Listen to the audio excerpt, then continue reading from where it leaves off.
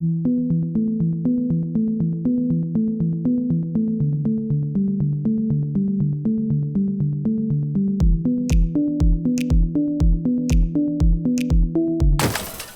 we have free will? I think most people are actually not really interested in this question. But there are really some interesting and important implications if we do or do not have free will. John Searle argues philosophers have not really made any progress on this question in the last 100 years or so. I think he may be right about that. Stephen Hawking won the Nobel Prize for his work on the Big Bang Theory. No, not that one. The one that the theory that the matter of the universe was all compressed into an infinitesimally dense singularity, which expanded into all the things that we see around us. Right, that one. He spoke about this issue of free will. He said this: the ultimate objective of free will would seem to be, can one predict the behavior of an organism? If one can, then it clearly doesn't have free will but is predetermined. On the other hand, if one cannot predict the behavior, one would take that as an operational definition that the organism has free will. So, Hawking is arguing that if you are predictable, you don't have free will, and if you are unpredictable, you have free will. He continues, the real reason we cannot predict human behavior is that it is just too difficult. It is just too hard to solve the equations when there are more than a few particles involved. It may be that everything we do is determined by some grand unified theory. If that theory has determined that we shall die by hanging, then we shall not drown. One cannot base one's conduct on the idea that everything is determined, because one does not know what has been determined. Instead, one has to adopt the effective theory that one has free will and that one is responsible for one's actions. This theory is not very good at predicting human behavior. So, Stephen Hawking is suggesting we do not have free will, but we'll work together better if we act like we do. Michio Kaku, a physicist who was working on a unified theory of quantum mechanics and built a 40-gigawatt particle accelerator in his garage when he was a teenager for a high school science project, argues that because of the Heisenberg uncertainty principle, we cannot determine what someone would do based on what has happened before, and that therefore the question of free will be answered. We have free will because we cannot be absolutely determined by what has happened before.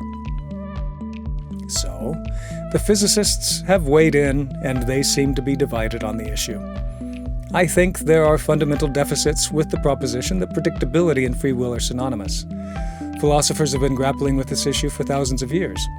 Boethius, I believe, answered that particular issue quite well 1,000 years ago. In his story, he says, Lady Philosophy explained that simply because we know someone will behave in a particular way does not mean either one, that you have determined their actions, or two, that their actions are determined simply because they are predictable. Our decision-making processes are, I think, beyond mathematical prediction, or, as Penrose stated, they are non-algorithmic. But even if they could be described mathematically, this in no way implies that they are somehow thereby predetermined. It seems to me that there is something about consciousness itself which supersedes the physical processes from which it arises. Some have argued that there are lots of research data which indicate that we make a decision before we choose to do those things consciously, and that therefore our decisions are not free. Thalia Wheatly, among others, has researched the decision-making process and has determined that much of the decision-making brain activity takes place before we consciously make a decision. Much of that process is unconscious. So, how can we say we have an entirely free will, which implies conscious processes, when most of what we would think of as the process of decision is determined by processes beyond our conscious control? Seems to me that even if a large portion of our decisions are made subconsciously, that does not mean that we are not exercising free will. Whether it is a subconscious evaluation of our decisions, a process which there is evidence of, or a conscious evaluation of our decisions, we are exercising choice. Sometimes our choices are less consciously willful than others, yet we must make a choice. We cannot live without choosing one action over another on a moment-to-moment basis.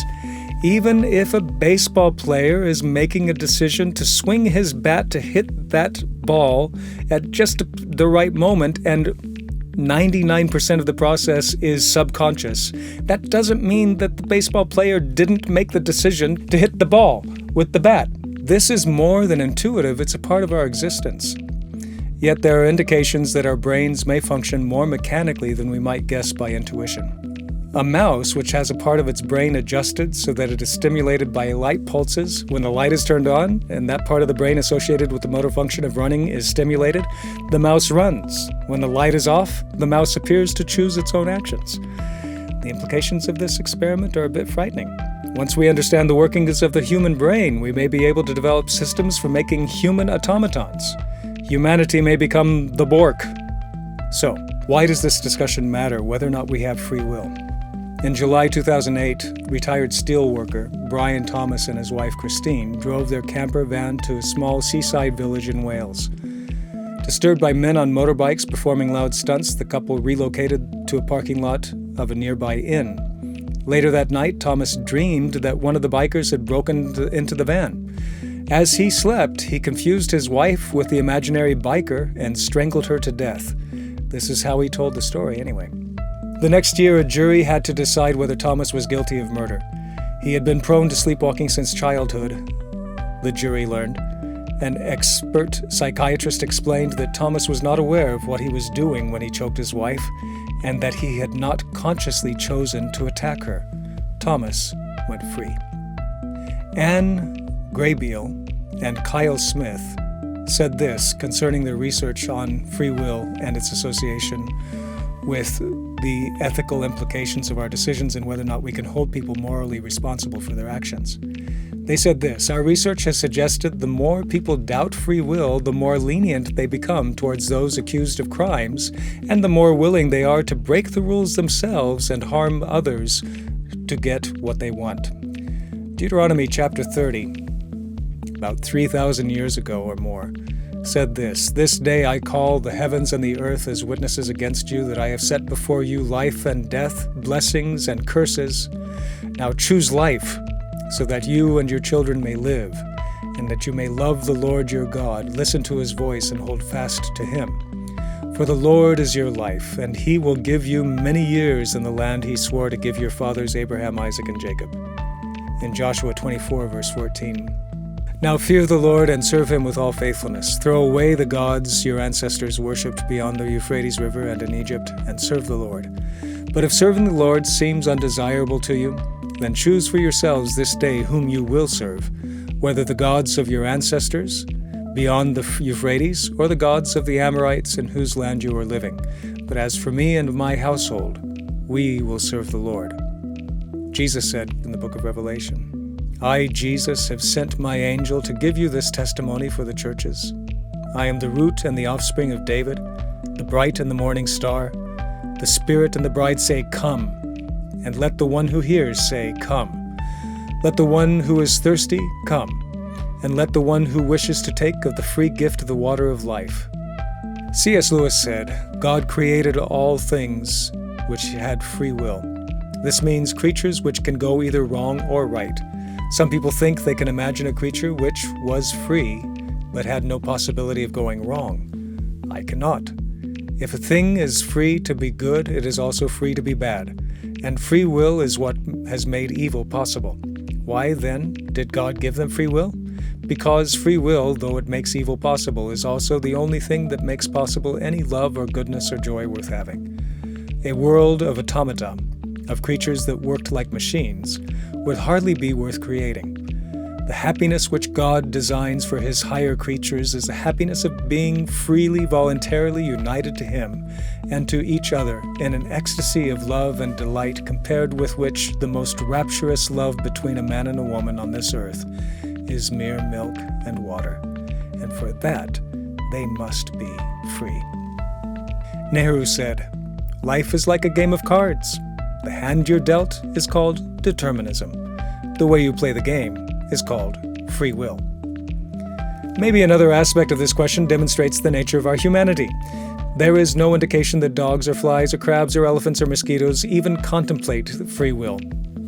If a fly were contemplating such questions, it would likely find itself bumping into things more often. Maybe that's the reason our windshields get filled with these creatures. They are contemplating whether or not they have free will and forget to look out for the vehicle flying in their direction. The fact that we are free to think about these things is part of what sets us apart from other creatures. We are people, made in God's image, and a part of that image is that we have the freedom to choose. Choose you this day, whom you will serve. Choose well.